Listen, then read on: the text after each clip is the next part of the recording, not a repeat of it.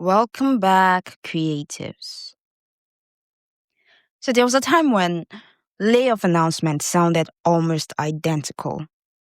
Every company would release a carefully worded statement saying they were navigating, a challenging macroeconomic condition, responding to a funding slowdown or taking steps forward towards long-term sustainability. It's just one of those things. Whether it was a startup or a global company, the explanation was always almost about money. But the market changed. And the language is changing too. Companies are no longer saying we're only cutting jobs because times are hard. They are now increasingly saying we're restructuring because of AI. And I think that's a much bigger story than most people realize. Now, before we go further, let's be careful with the narrative. This is not another episode where we declare that AI is stealing everyone's job, because that's not actually what's happening. What's happening is more subtle. And in many ways, it's more important. AI isn't replacing every profession overnight. It's changing how work gets done. And when the way work gets done changes, companies begin asking a different question. Like, do we still need many people doing this task? Now, notice I said task, not job. Because jobs are made up of dozens, sometimes hundreds of individual tasks. Let's take customer support representative for an example. 5 years ago, every customer inquiry had to be answered by a human. Today, an AI assistant can answer thousands of repetitive questions instantly.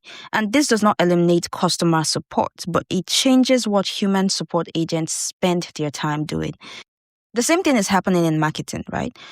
Instead of spending hours drafting first versions of a content, marketers now use AI to generate ideas, their outlines, and draft before refining them.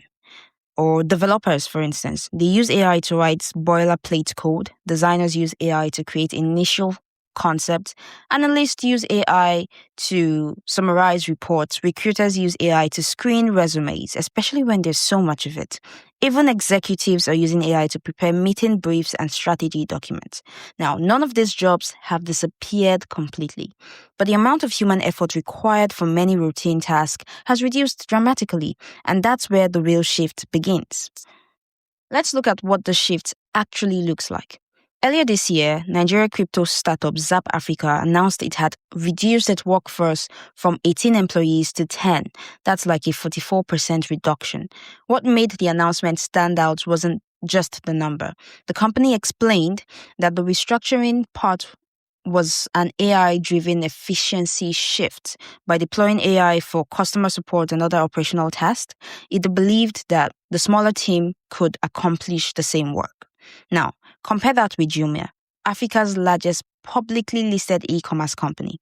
When discussing another round of workforce reduction in 2026, their CEO, Francis Dufay, didn't just talk about cutting costs. He spoke about implementing AI across functions like operations, logistics, finance, marketing, and even customer support as part of how the company intends to become leaner and more productive. Then if we say let's look beyond Africa, let's take Cloudflare for an example. One of the world's largest internet infrastructure companies announced plans to reduce more than 1,000 jobs while embracing what its CEO described as an AI-first operating model. The company said AI was already being used across engineering, HR, finance, marketing, fundamentally changing how work was organized. Do you notice anything from all these examples that I just gave? These companies operate in completely different industries. One is crypto, one is e-commerce, one powers a significant portion of the internet, yet they're all arriving at a similar conclusion. The conversation is no longer just about reducing cost, it's about redesigning work. So now let's think about it from a company's perspective. Say you own a company and you have employees. So if one employee equipped with AI tools can now produce what previously required 2 or 3 people, what then happens? The company doesn't just buy AI software, it redesigns them. That's why we're starting to hear terms like AI first, AI transformation, and my favorite, AI restructuring. Those words aren't just marketing, they reflect a change in how operations are being done in organizations and how they are thinking about work itself. So this is also why I think we're entering a completely different phase of the AI conversation. For the last couple of years, we've mostly talked about what AI can do. Can it write? Can it code? Can it generate images? Can it summarize? Can it do this for me and do that for me? Now, companies are asking a different question. If AI can already do these things, how should we redesign our business around it?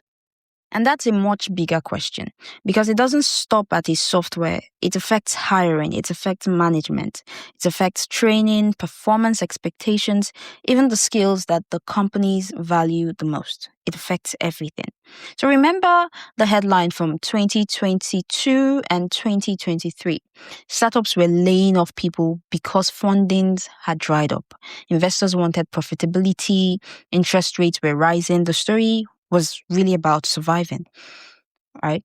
Then fast forward to today, the language has changed. Now companies are talking about AI first operations, AI efficiency, transformation, and of course, my favorite, restructuring. They're no longer just shrinking, they are redesigning. Now let's bring this closer to home. Across Africa's tech ecosystem, right, we've seen another wave of layoffs in 2026. What's notable is that some companies are explicitly linking this restructuring to AI adoption rather than relying only on the explanations like funding pressures or broader economic conditions. That doesn't mean every layoff is caused by AI. That's what I'm really trying to explain. Far from it. Many businesses are still dealing with profitability, investor expectations, inflation, currency fluctuations. If you're in Nigeria, you would understand, and changing market conditions, of course. Those factors haven't disappeared, but AI has become another factor in the equation, not just a productivity tool anymore. It's more like a strategic business decision at this point. So where does this leave the rest of us? I don't think the question is, will AI take my job? I've said this several times before. If you've been listening to me, my podcast on TikTok, IG, wherever you listen to me, you would see that I've said this. The question really isn't, will AI take my job? I think that's a wrong question. The better question would be, which part of my work can AI already do? Because once you know it, you can focus on the parts that AI struggles with, the judgment, creativity, relationship building, context, leadership, decision making, empathy, strategic thinking. These skills are all you, not AI. So, and when you think about these skills, you understand how to become more valuable with them, not less. So here's something I want you to think about, right? Imagine two people with the same job title. One ignores AI completely. The other learns how to use AI to become twice as productive. If you're running a business, which person would you invest in? Think about it for a minute.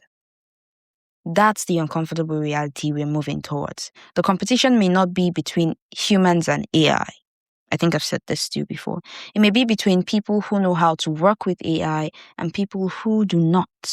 So when you read the next headline about layoffs, don't just stop at the numbers.